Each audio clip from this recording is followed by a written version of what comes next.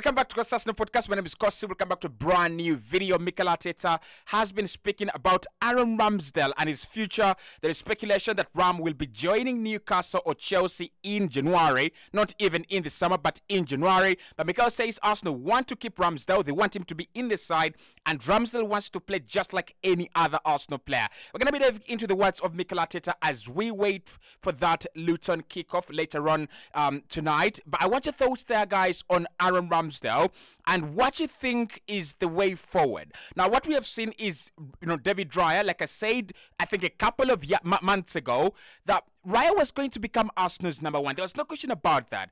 When you sign a 30 million goalkeeper, while you already have one of the best goalkeepers in the league, it means that you want to change. You want to change, and we have already seen that change. Raya is a much better goalkeeper with his feet. He's a much better goalkeeper all round than Aaron Ramsdale. And Mikel Arteta has actually shown no shyness in dropping Ramsdale and playing David Raya every single time. So it's gonna be very interesting the next couple of days, 30, probably 60 days, to see whether Ramsdale stays at Arsenal. Now that Nick Pope is injured at Newcastle, now that the Euros are kicking in, we might actually see a couple of push moves from Ramsdale and his agents to actually join a new side. Hit the like button, subscribe to the podcast as well. Let's see what Mikel has been saying as we get into the Luton game tonight. Right, first and foremost, the manager was asked about Takero Tomiyasu's injury, and he said, we assessed him after the game. We took him off as a precaution as well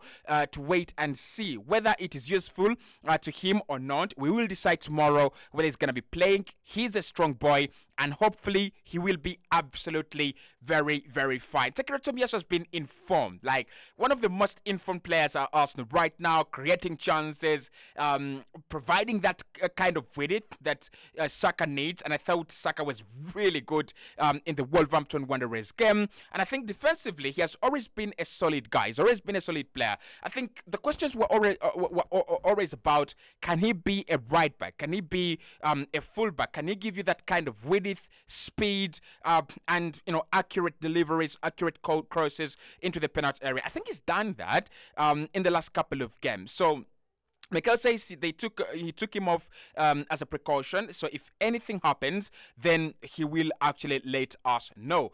On Benjamin White being back to deputize on Tomiyasu if he's not there, Mikel says after his injury, we decided to manage his load. He's been feeling perfect and is already back to fitness. He played some minutes and is now in a very good place. Well, there is a small debate as well there. Do I want Ben White or do I want Tomiyasu? I'll personally play Tomiyasu all day, every day. I think he's a more all-round player. But I think Ben, specifically at right back, has been some kind of a revelation in that position. He's one of those projects that Mikel Arteta always looks back and goes, I did that well. I really, really did. Now, I want your thoughts there, guys, in the comment box below. When they're both fit, Ben White and Tomiyasu, who should be starting at right back on a more regular basis? But of course, Mikel says Ben is back, and he will be featuring in this game if necessary. Mikel Arteta as well, speaking about our last 14 goals and the fact that we're having different goal scorers. He says it's really good. That means that the team has goals. They come from different places. That makes it more unpredictable, and the players are eager to score as well. Last year, we had something very, very similar to that. We shared the goals in a great way, and we had to continue to actually do that. Now, listen, there is a debate whether it is better to have an Erling Haaland, such a player, or for you to have the scattergun approach that Arsenal are using. And I like our approach. I really do.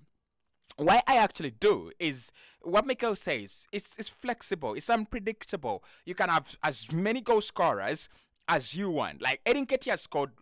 No Arsenal player has not scored a goal this season if they're playing in midfield till up top. I mean, there is no Arsenal player that has not scored a goal. Like players who start on a regular basis. You have Jesus on the score sheet, Trossard, Saka, Martinelli. It's beautiful. But the scare for me is when these players run out of goals, right? When these players, cannot do it, when it is no longer as fluid as you want it to be, right? You need that kind of player that can score for you a late minute clutch goal.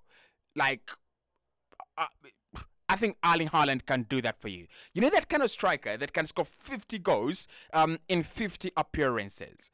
I think Erling Haaland has shown us that very well. But of course, at the moment, I think Mikel is still having the benefit of the doubt. His team is still doing very well in terms of scoring goals. There's no pressure. There is really no pressure at the moment on whether the team should be actually signing a new centre forward. Mikel Arteta on Bukayo Saka, reaching 200 appearances. He says that's not bad at his age. It's gone really, really fast, but it shows me, again, the consistency and the availability that he has had over the last few years. It has been tremendous, and the impact he has had in the team has been really, really very positive. Saka is our star boy. No question about that. I think, look, anyone, the English fans will tell you that Foden is better, and probably he's better because Foden is really, really a big talent, but Bukayo Saka's consistency is out of this world. Like, you think about players like Rashford, and we all say what could have been. You think about players like Phil Foden, and we all say what could have been or what could have been so far. I think with Saka, it's not what could have been. It is how has he done that, and the future is bright. The future is really, really bright. So 200 appearances for Arsenal already. Saka is a star boy. Even if he just keeps that level of consistency and quality, he's already an important player in this Arsenal team. But if he can improve on his game, finishing that direct 1v1s, if he can just add to his game just like Kylian Mbappe, get to the Kylian Mbappe levels, he's going to be a bigger threat than we can even think about. But I think Mikel is actually, to give a lot of credit, he's given him the chance, and he's given him a lot of opportunities as well. Mikel Arteta on the test of playing at Kenilworth Road, it says I would say it's an inspiring place. I think what they've done is remarkable with what Rob did with the team last year, the way they did it, and how they transmitted as a team. We are neighbors, and we are always very, very close to here. So it's amazing. It's a very, very amazing story. They fully deserve the credit they are getting from last year as well, the way they were playing and the way they're playing this season as well. Some of the results, the way they have got them in games that they've played, they've been extremely close.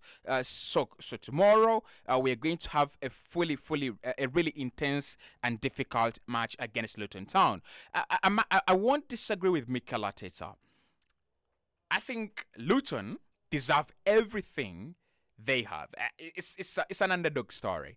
Does everyone love an underdog story? Probably not. But I do love an underdog story. I love this rise, and I'm starting a new channel, and that's what I want to do. Rise of concepts, rise of players, rise of teams.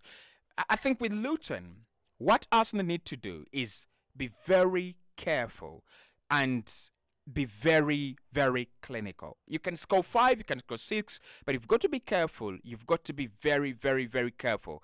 Otherwise, they can shock you. They can surprise you. And we've had a couple of surprises. Lens away. They did surprise us to some extent. I just think Arsenal will be in a much better place if we treat Luton with respect. But of course, away from home, I don't think our record is bad. It really stands for us, for us, and I still expect Arsenal to win this one, with ease, with absolute ease. Mikel Arteta, with on his relationship with Rob Edwards, he says he's a great coach and really, really special person as well. You can tell the way he coaches his team and the way his team behaves. I'm very, very happy for him and what he's actually doing. We've stayed in touch because he was at Watford not long ago, so we've been pretty close. So the manager at Luton, Mikel says they are very, very close. I don't think that will actually affect the game. On Pep Guardiola's post-match interview, on to the next one, please. I have enough in my garden. on my plate, right? I think the Premier League media is trying to play some kind of mind games. They're trying to encourage more mind games. They're trying to bring some psychology to the league. I love it. I really really do. And Mikel says no comments on Mikel Arteta on Pep Guardiola's. And if Luton are a better team than their position in the table suggests, Mikel says I think they're really really a good team, and probably the table does not reflect what they've done in many games. The way they have lost games or drew games as well in 5 minutes during the final stages of games, as I say, it probably doesn't reflect that, but it's a difficult game. That is for sure. On facing a team that he hasn't come across before, he says it's inspiring, and as well to play, and as well to play, there is going to be something different, and we've already discussed that with the players. But really, really positive too. That's the tradition of English football, our league. They haven't been in the league for for a long time, and I think Arsenal hasn't played against them in a long time as well. So it's going to be a very, very good evening. On none of our team against Wolves being born when Arsenal played Luton in 1991. Mikel says we are old. It's incredible the way Luton have done it. The frustrations they have had is an example to any club in the Premier League, to give us hope as well that any club is able to do something extraordinary. It's a beautiful story. Okay. I mean, I really do like underdog stories. On what to expect about the atmosphere in Kenilworth Road, he says they know. We have already warned them. They know what to expect. They know about the atmosphere. They know about the access. They know everything. And especially they have to know about the team that they have to face tomorrow and the difficulties we are going to have to play against them. And as well, what the opportunities are for us to win that game. On what Saka has been like throughout the development under Mikel, it says it's like watching a kid raise and get older, mature and evolve, and he's still the same humility and willingness to get better and better, and to know the people close to him in his life and the impact they have on him. All the academy people who worked with him as well over the years to make him the player he is today, they have to take a huge compliment on who Bukayo Saka is today. I mean, Saka is one of the remarkable stories and remarkable talents that we have in Europe. I think if you were to tell me that which one player would I think has developed better than Saka, I would just say Jude Bellingham and probably Jamal Musiala. And for Musiala, I'm not even sure about his development because I don't know the story. It's probably Jude Bellingham. And Saka is gonna go places. I think it's a good job Arsenal have done. It's a very good job that we have done on Saka. Mikel Arteta on Zinchenko's era on Saturday, and if he has a problem with playing him on Tuesday, I think this is a ridiculous question. He says he created so many chances as well. He provided a goal. This is part of football. We all make mistakes, and that's not only about that. It's about how you react on top of that. There are other things that happened after that can be done better as well. So not at all. So, look, I don't think one player giving away the ball and then you concede automatically disqualifies him for the next round or the next game. It's ridiculous. And secondly, I think Alexander Zinchenko's assist is mad, like absolutely mad in that Wolves game. For him to calmly realize that Odegaard will be there and to cut that ball back across the penalty area without without giving away a lot and without creating a lot of trouble for Odegaard, who's going to be launching on that ball. I don't think anyone should be criticizing Zini right now. But anyway, I think he's also got to raise his awareness levels. It's a difficult league. It's a very, very difficult competition. The Premier League, 2-0 up is not enough, right? Yes, Arsenal hit a couple of posts, but posts do not actually give you results. So, in my opinion, I just think we were the better team. We made a mistake, and it's not that we've not made mistakes before. All we've got to do is stay behind the team and march on, right? Mikel Arteta on the chance to open up a gap on top of the league if we are better placed to win the league this season. He says, I don't think about that at the moment. I think about how we are going to play better tomorrow and be more consistent and more difficult to beat. The things that we have to tweak and how we can use players in the best way possible to win is still a huge marathon ahead of us. But I think you've got to open up a point gap. We are 3 ahead of Man City.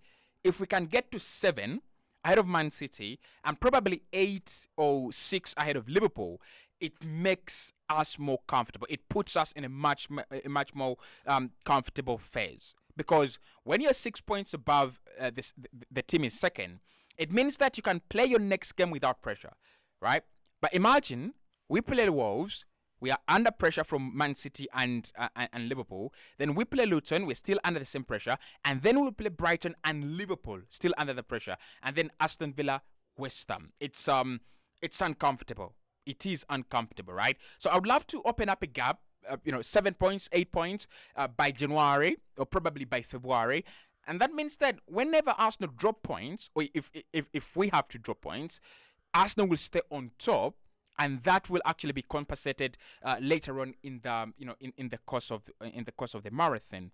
On Manchester City drawing 3 in a row, and if we took encouragement from that, says encouragement? No, encouragement comes from watching my team play and watching how they behave every single day, how hungry and willing they are to play every single game, the way they approach every single training session. That's what gives me encouragement. What the others do is something we cannot control.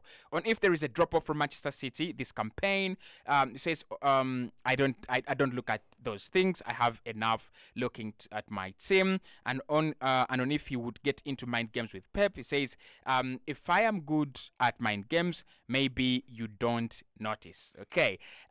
Finally, Mikel talked about Aaron Ramsdale and said he wants us to keep Ramsdale, and Ramsdale wants to play just like any other Arsenal player. And I really do appreciate Mikel's kindness with those comments. But my problem with these guys is easy. What is the truth? Is the truth that Ram is going to stay? Is the truth that Ram is happy and contented? Or the truth is actually something very different? I think the truth is something very different. The truth is Ram doesn't want to stay. Ram wants to play, but he's not going to play as well. Arsenal have just announced that they will be signing Raya in 2024. So I don't see how Ram actually stays. I don't see how Ramsdale stays at Arsenal. But if anything develops, I'll give you an update on that story as well. I'll see you right in the next one.